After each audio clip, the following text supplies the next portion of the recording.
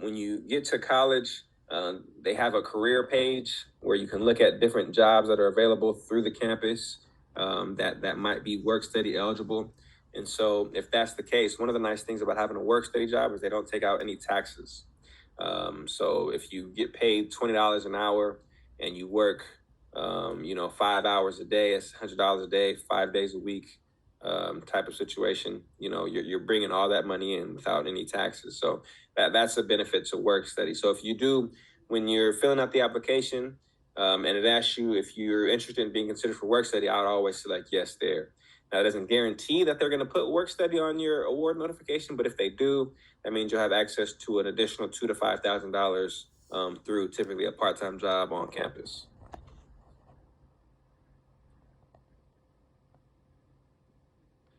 Let's see. Sophia has a question. Do you know about getting tuition paid for due to a disabled veteran parent would affect getting financial aid? Okay, so I know when it comes to when you have parents who served in the military, you get access to what's called the GI Bill, and that will pay for, I don't know if all your tuition or a portion of your tuition, but basically there's a maximum amount of financial aid you can be eligible for, and it can't surpass the amount of the cost of attendance.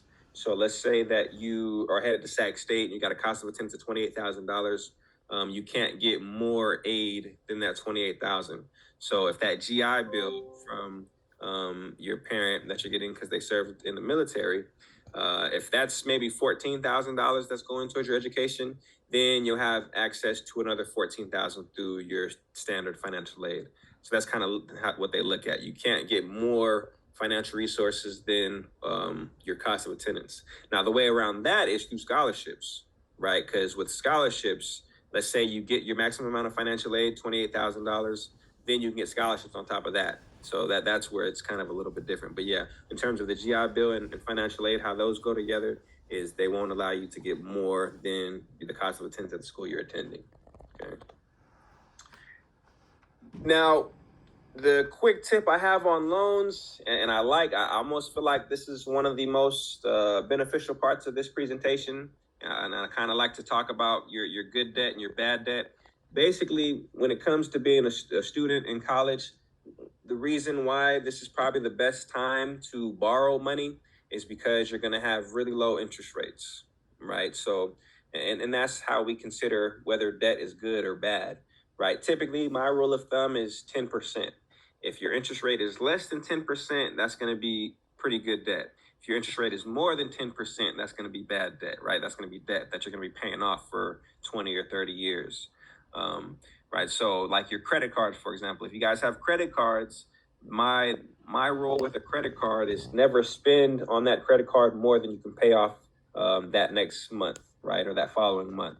Because if you don't pay off the credit card, that's typically hitting you at about 25% interest. So if you have $100 on that credit card and you don't pay it off at the end of the month, now you owe $125, right?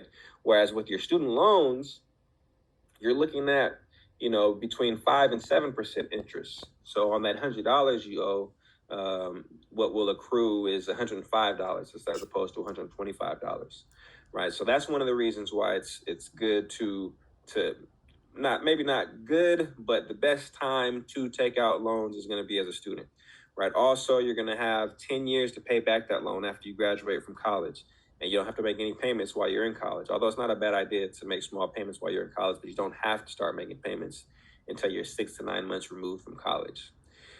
Okay, and to give you some examples of the numbers, right now, and it might be a little higher than this, but right now, the average debt coming out of a 4-year college is around $21,000, $22,000, right? So to give you an example, over 10 years, you might have to pay back around $30,000, right? And so $30,000 broken down over 10 years is about $10,000 a year, okay? And so $10,000 a year,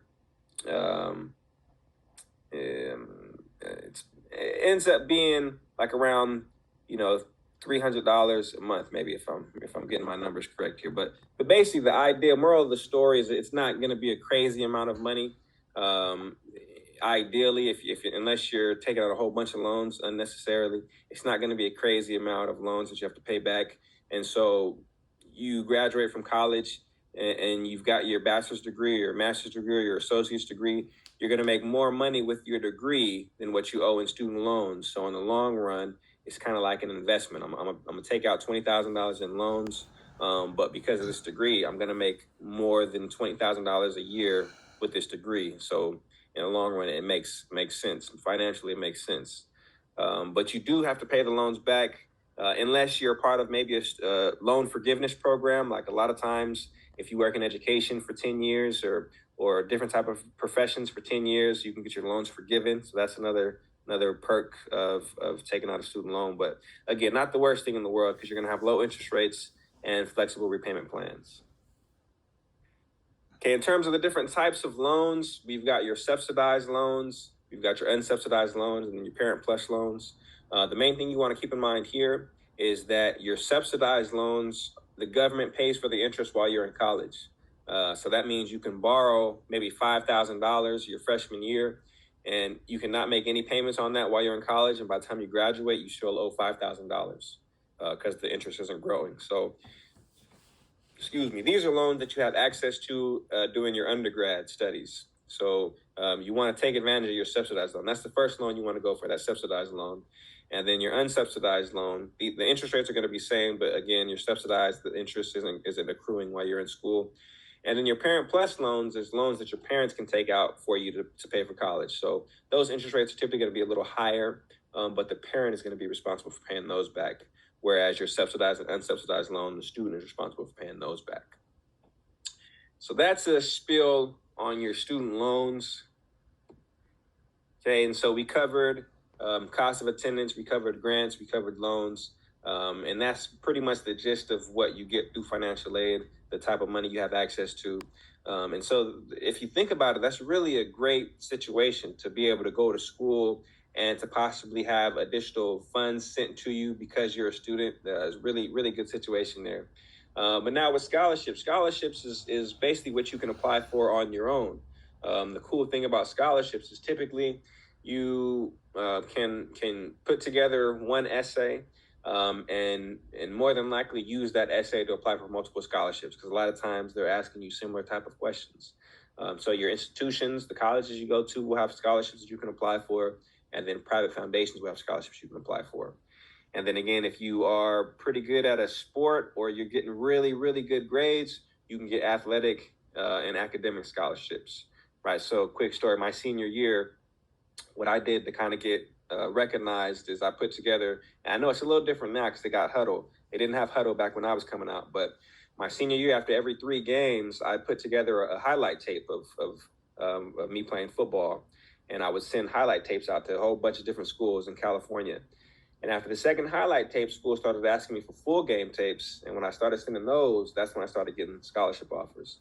So if you're playing a sport and you're really good at that sport, you've got film, throw it on Huddle or send it out to different schools. And that's how you can start getting recognized for your ability to play sports and potentially get offered scholarships. Now, there are different types of scholarships, right? So we've got the main 2 boxes here I like to highlight. We've got your need-based scholarships. So your need-based scholarships are going to be based on financial need. And you've got your merit-based scholarships, okay, based on what you've accomplished. So if you've gotten real good grades, you've done a lot for the community, you've been a part of clubs, you've had a lot of leadership positions, those are going to be your merit-based scholarships. So if you fall into one of those 2 categories where you've got a lot of accomplishments or if you've got a lot of financial need, there's going to be some scholarships you can apply for. Now, in terms of some websites here, I would maybe take a screenshot of this page because this shows a lot of different scholarship websites. The ones I usually like to highlight, fastweb.com is a good website. You can log on to there, you create an account based on the information you put into your